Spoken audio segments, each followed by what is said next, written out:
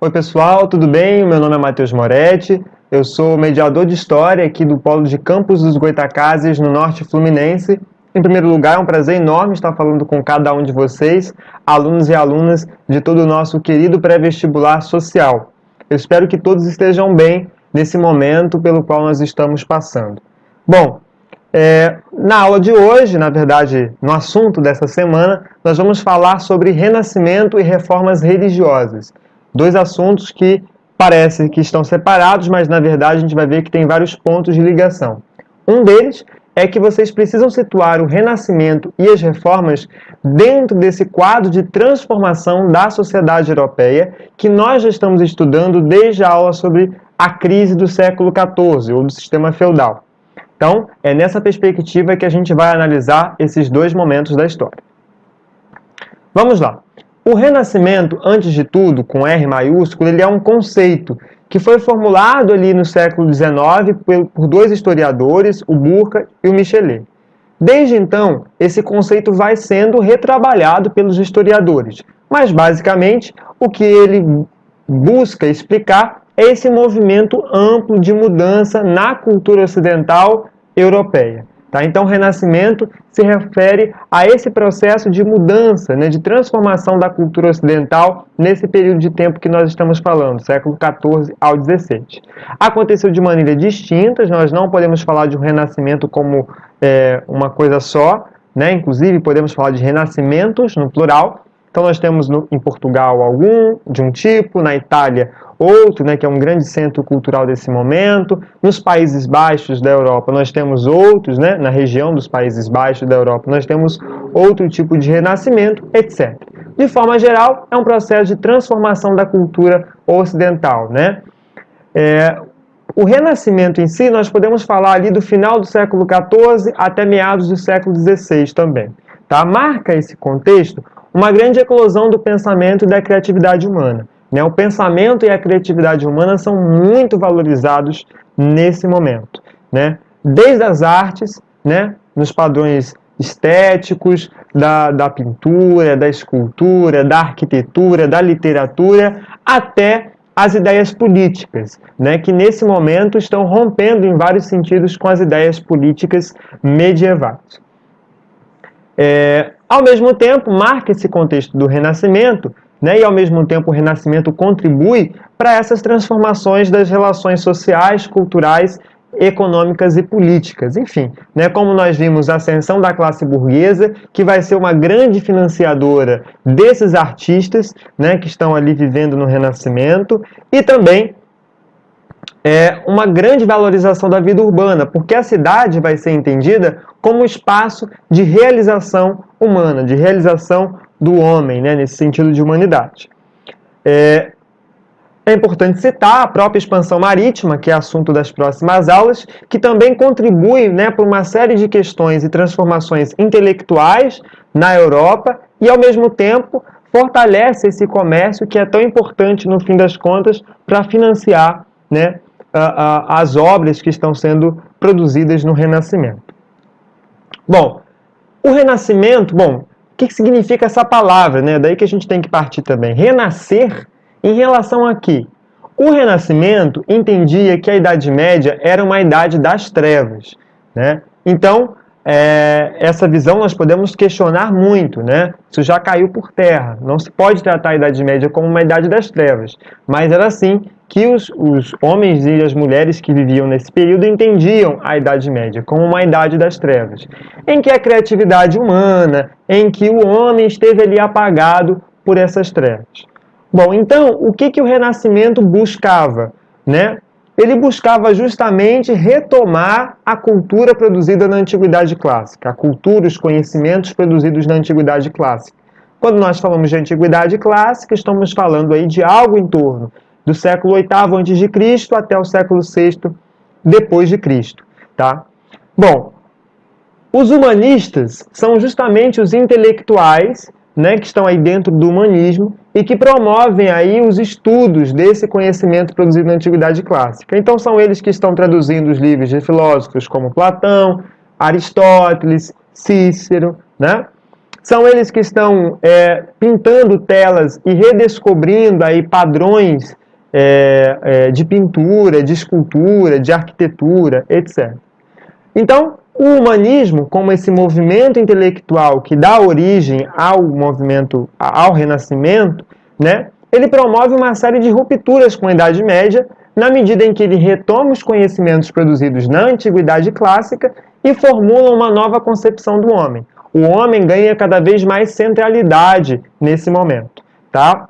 Vai ser tratado como um ser racional, o homem pode conhecer o mundo, e ao mesmo tempo vai ser tratado como um homem que deve atuar na política, que pode transformar o mundo, né? Então nós temos aí dois processos muito importantes, um de racionalização, né, esse grande apelo pela razão, pela capacidade racional humana, e ao mesmo tempo um movimento de secularização, porque se passa a valorizar as ações no mundo secular, né, no mundo material, no mundo terreno, né? Então isso rompe um pouco com algumas concepções religiosas. As ideias religiosas perdem espaço na intelectualidade humanista. Beleza? Não estou dizendo que eles eram ateus, essa ideia nem existia nesse momento, mas eles deixam um pouco de lado as questões religiosas e passam a se preocupar com a arquitetura, passam a se preocupar com a ciência, como o Leonardo da Vinci, o Galileu Galilei. O próprio Maquiavel vai afastar as questões religiosas da explicação sobre a política, rompendo aí com todo o pensamento político anterior, e assim nós vamos percebendo o Renascimento. Duas telas são importantes para a gente no Renascimento. O nascimento de Vênus, justamente nós temos aqui a ideia de profundidade, né? Nós temos aqui padrões estéticos novos que diferem das pinturas da Idade Média. Nós temos a própria temática, né, dos deuses, ó, o deus do vento, a deusa Vênus, que é recebida pela deusa da primavera, que representa justamente esse processo de inovação, de renovação, né? E marca justamente essa ideia de nascimento, porque a concha tem essa representação da fertilidade. Uma outra tela muito importante, que inclusive foi pintada dentro de uma igreja, né, lá no Vaticano, na verdade na Capela Sistina, é a Academia de Atenas, do Rafael Sanzio. Todas as referências estão lá no final dos slides. E aqui nós temos vários pensadores da Antiguidade Clássica, dentre eles o Platão e o Aristóteles. Tá? Então, valorizando aí os filósofos da Antiguidade Clássica como padrão para os pensamentos políticos, éticos e morais daquele momento. Beleza?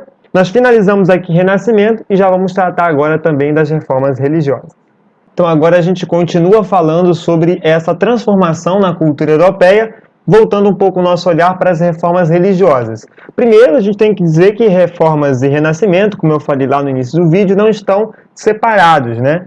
As reformas religiosas carregam consigo muitos valores humanistas desenvolvidos ali durante o Renascimento e, ao mesmo tempo, elas acontecem no momento auge do Renascimento, ali no século XVI, tá?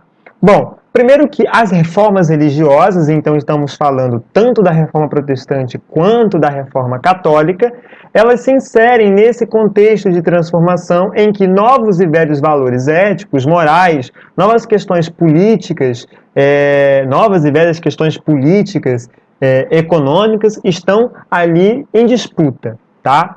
Então, as reformas religiosas não são apenas respostas para as questões teológicas, religiosas daquele momento. São também respostas para todo esse contexto de transformação político, econômico e social que a Europa está vivenciando. É importante a gente dizer que a reforma católica ela vai acontecer muito por uma provocação da reforma protestante. Mas a Igreja Católica já vinha pensando algumas reformas para a sua estrutura. O que a reforma protestante faz é ativar e agilizar esse processo de modernização da Igreja Católica. Então, de nenhuma forma a gente pode entender que a Igreja Católica estava retornando à Idade Média quando ela promoveu algumas reformas. Pelo contrário, embora ela busque reafirmar o seu poder, né, ela também promoveu uma série de transformações que nós podemos sim entender como uma modernização da estrutura da Igreja Católica, tá? Bom, primeiro que há um quadro geral para as reformas, né? mudanças políticas, em que nós temos o poder dos príncipes, reis, enfim, dos poderes seculares, né, dos poderes que não são religiosos, crescendo muito nesse momento, como vocês viram na aula passada, e muitos desses reis e príncipes vão se apoiar nas ideias protestantes para se contrapor às ideias da Igreja Católica e também para se contrapor ao próprio Papa, enquanto essa figura que tinha um grande poder ali na sociedade europeia, tá? No território europeu. Ao mesmo tempo, os reis e príncipes vão aproveitar esse contexto de caos, porque as reformas resultam em guerras, em confrontos, né? Aproveitam esse contexto caótico para afirmar cada vez mais o seu poder sobre a população. E aí, essa disputa que já existia entre papas e príncipes se acirra nesse momento e as reformas promovem também essas mudanças. Bom, também estamos falando de transformações econômicas, né? Falamos aí da burguesia como uma classe em ascensão e que vai ser muito adepta dessas reformas protestantes, né, das ideias protestantes. Por exemplo, né, os burgueses vão encontrar no protestantismo uma forma de justificar o seu trabalho, né, o aumento da sua riqueza, inclusive da cobrança de impostos, que era algo condenado pela Igreja Católica. E também falamos de transformações culturais, que nós já vimos falando desde o Renascimento, nesse sentido de valorizar o conhecimento, o que na Reforma vai se transformar, né, numa grande valorização da Bíblia, como fonte de conhecimento e fonte da verdade também, tá? Então, essa capacidade de interpretar os textos sagrados, de interpretar os textos antigos, que é algo já colocado, né, lá pelo Renascimento, pelo humanismo, a partir do século XIV. E também não podemos deixar de falar, nesse quadro geral, da chegada ao Novo Mundo, né, a descoberta de novos povos, a chegada a novos povos, novos continentes, o contato com novas culturas, novas religiões, acaba abalando, de alguma forma, as certezas e as convicções dos europeus, tá? Bom, frente a todo esse contexto de caos, de mudança, de transformação, a população, vocês viram, né, da crise, da questão dos campos, das guerras nos campos, da peste bubônica, da fome, enfim, né, todo esse contexto gera uma grande angústia coletiva. E os homens passam a se culpar, né, por toda essa situação. Eles entendem que a sua condição de pecadores é o fator responsável por tudo que eles estavam vivendo. E aí, essa situação como uma punição divina a essa condição de pecado, né, que marca o ser humano desde o seu início, né? Então, o que eles passam a fazer? O que os homens e as mulheres desse momento passam a fazer? Uma busca intensa pela salvação individual, tá? Ao mesmo tempo, havia um grande descrédito da Igreja Católica, uma grande crítica ao clero, né, por viver na luxúria, etc. E então o que eles estavam buscando era um novo critério de fé, porque aquele que era oferecido pela Igreja Católica até aquele momento não estava, digamos assim, respondendo aos anseios dessa população que está aí angustiada. Se a gente olhar para essa tela do Bosque, nós temos um grande exemplo disso, né? Essa ideia do pecado original que marca o humano, né? Bem representado aí nas telas, nas pinturas, né, que materializam esse imaginário social. Então nós temos na primeira parte, né, aqui Gênesis, né, a criação do mundo, né, e aqui Adão e Eva. Mas desde então, se vocês olharem aqui, ó, nós temos a representação de uma figura demoníaca, né, e isso se espalha em toda a tela. Depois nós temos o desenvolvimento desses pecados capitais.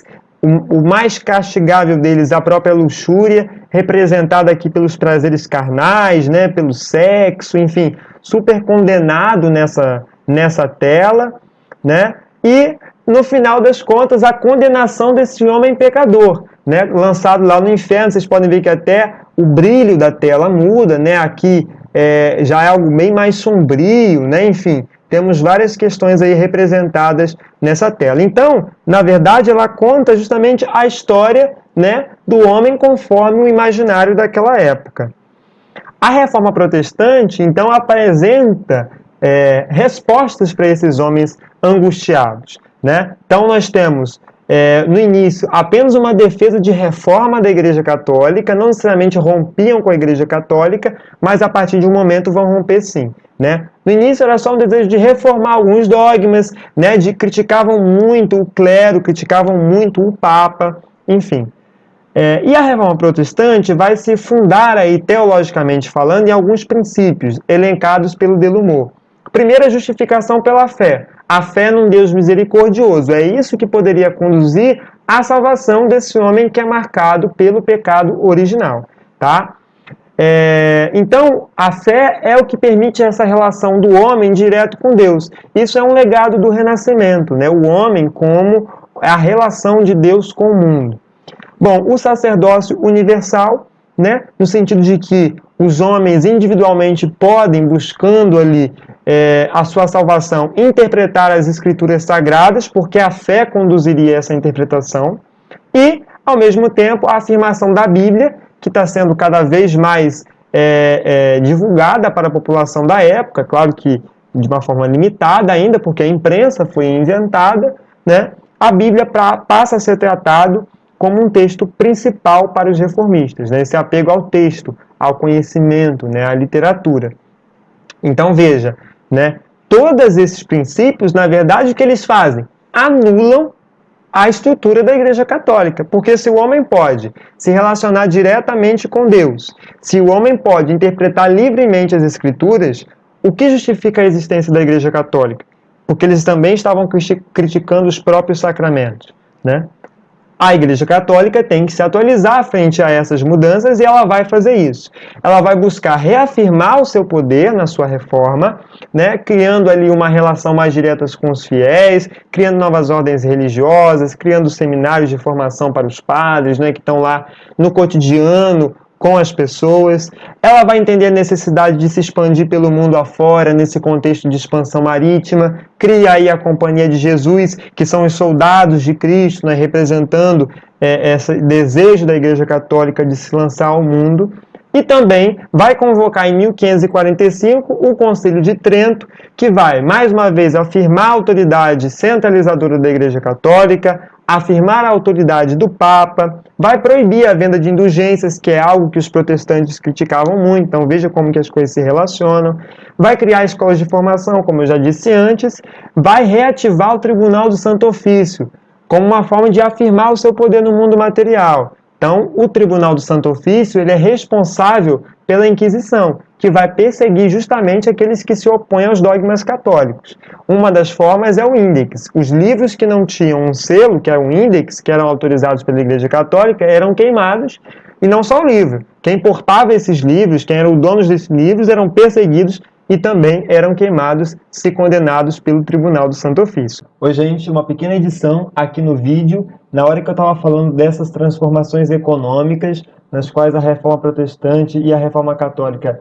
né, estão inseridas, eu acabei trocando uma palavra que, enfim, faz total diferença aqui. Eu disse que novas concepções éticas e morais também vão recair sobre a economia. E aí eu acabei falando que a Igreja Católica condenava a cobrança de impostos. Não tem nada a ver isso, tá? Ela condenava a cobrança de juros, que era chamada usura.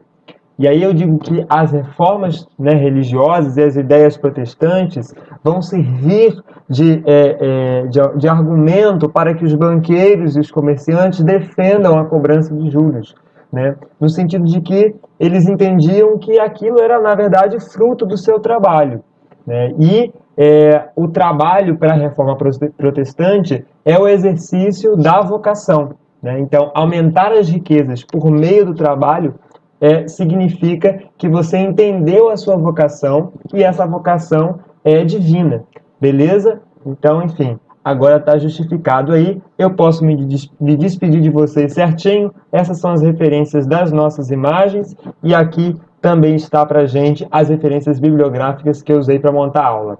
Valeu, tchau e bons estudos para todo mundo.